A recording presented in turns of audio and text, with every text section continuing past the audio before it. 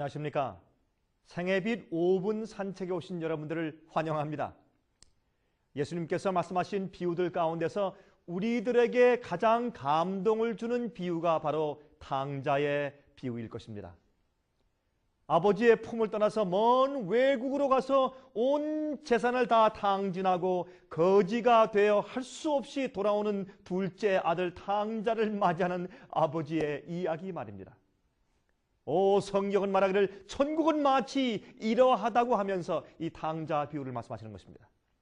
하늘 아버지의 마음을 설명하여 주시는 비유가 바로 이 탕자의 비유인데, 여러분 그 이야기를 아십니까? 한 아버지에게 두 아들이 있었습니다. 큰 아들은 집에서 아버지의 농장에서 묵묵히 일을 하고 있었습니다. 하지만 둘째 아들은 아버지 밑에서 일하는 것이 싫었죠.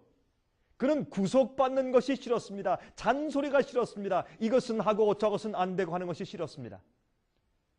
그래서 그는 하루아침에 이제 재산의 반을 달라고 말합니다. 아버지가 죽으면 어차피 내 것일 테니까 그 재산을 내 몫을 달라고 요구하죠. 아버지가 죽어야지 그것은 자기 재산이 되는 것입니다.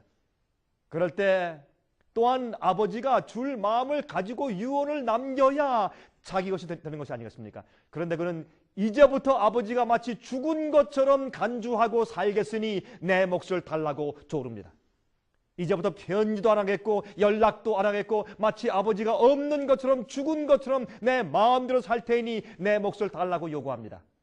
그래서 돈을 받아내 가지고 외국으로 갔다고 그 이야기는 설명합니다. 가서 이제 돈이 많을 때는 친구들이 많았습니다. 돈이 다 떨어지고 나니 친구들이 다 떠나가 버렸다고 성경은 말합니다.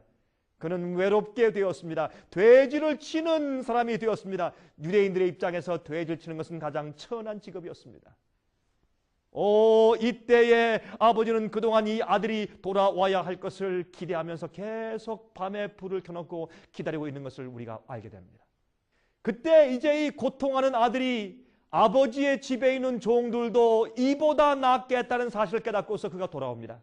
그는 아버지의 사랑을 기억하고 집으로 돌아옵니다. 집에 좋은 침대가 그리워서가 아니라, 맛있는 음식이 그리워서가 아니라 아버지의 사랑이 그리워서 돌아옵니다.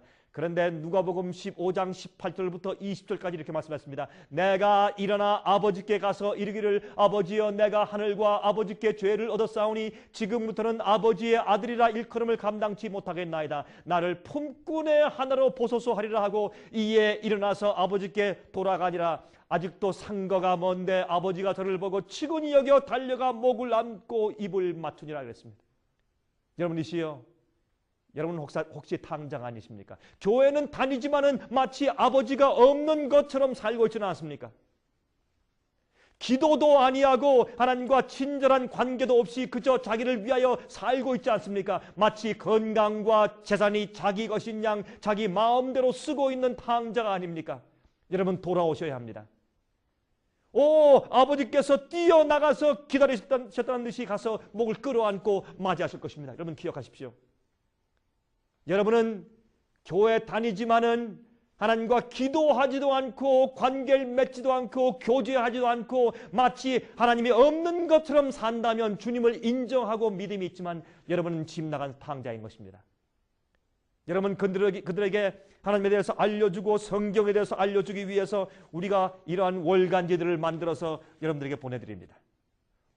또 성경 공부 과목들을 만들어서 여러분들이 하나님에 대해서 알고 성경에 대해서 잘 알게 하기 위해서 이런 것들을 여러분에게 보내드립니다. 여러분 저에게 전화하시고 신청하십시오. 여러분의 것이 되게 하십시오.